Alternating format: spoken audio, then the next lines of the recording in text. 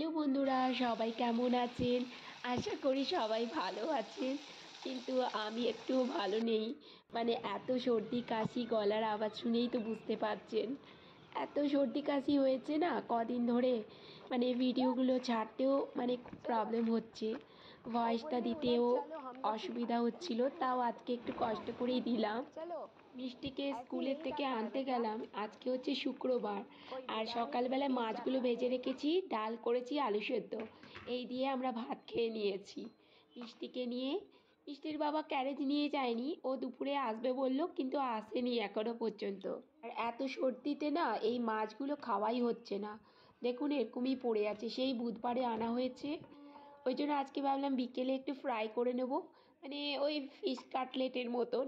সেরকম দোকানের আদলে করতে পারবো না কি জানি না, মোটামুটি করার চেষ্টা করব।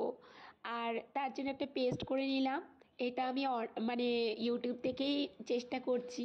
একটু আদা রসুন পেস্ট, আর তার মধ্যে একটু ধনেপাতা, পেঁয়াজ, একটু লেবুর রস, সব দিয়ে একটা পেস্ট করে এরকম ছোটো ছোটো, মানে কোনো শেপ নেই, ওরকম শেপেই পাতলা পাতলা কেটেছি।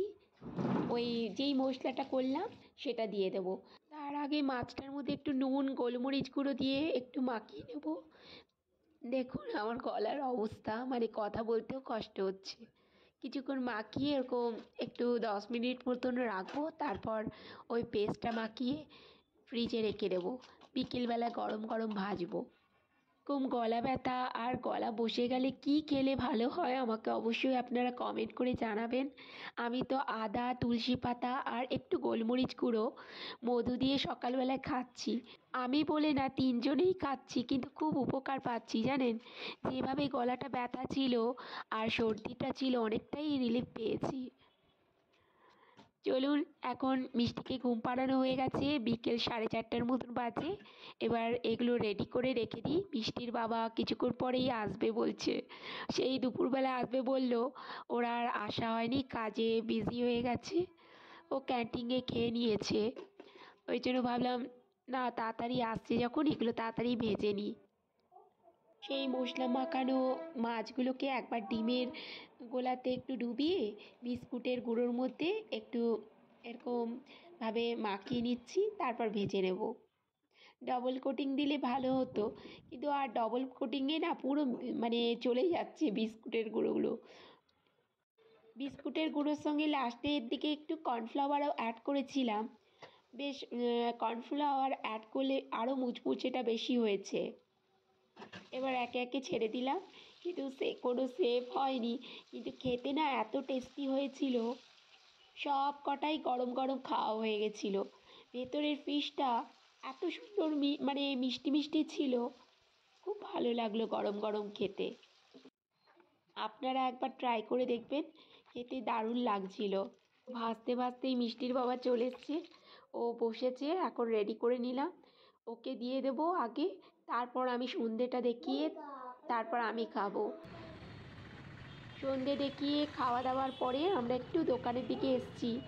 মাসের বাজারটা একদম মানে হয়ে গেছিলো, ওই জন্য ভাবলাম আজকেই বাজারটা করে নিই, একটু তাড়াতাড়ি এসছে যখন। একটু তার আগে বেকারি শপে এসেছি, টুকটাক জিনিসগুলো নেব মিষ্টির জন্য, একটু চিপস, একটু ব্রেড, কেক, এইসব। এখন আমরা ঘরে চলে এসেছি, টুকটাক বাজার মানে করেছি। আর মিষ্টির বাবা পরে মাসের বাজারটা গাড়িতে করে নিয়ে এসছে। আগে লোকটা দিয়ে যেত, এখন মানে ওদের লোক সংখ্যা কম বলে এখন মিষ্টির বাবাই নিয়ে চলে আসে। টুকটাক বাজারগুলো করলাম। এই যে চা পাতি নিয়ে নিলাম 1/2 কেজি, আর একটা বিস্কিট নিয়েছি বেকারির দোকান থেকে। একটু, এটা হচ্ছে কলার চিপস, খেতে দারুণ লাগে জানেন। সাউথে এলে অবশ্যই আপনারা এরকম কলার চিপস নিয়ে যাবেন, খুব ভালো লাগে। দুটো বান নিলাম, একটু মানে টুকটাক সন্ধেবেলা খাওয়ার জিনিসগুলো নিলাম, আর একটা এমনি আলুর চিপস। আর এই যে মাসের বাজারও নিয়ে চলে এসছে। আজকের ভিডিওটা তাহলে এখানেই শেষ করছি। সবাই ভালো থাকবেন,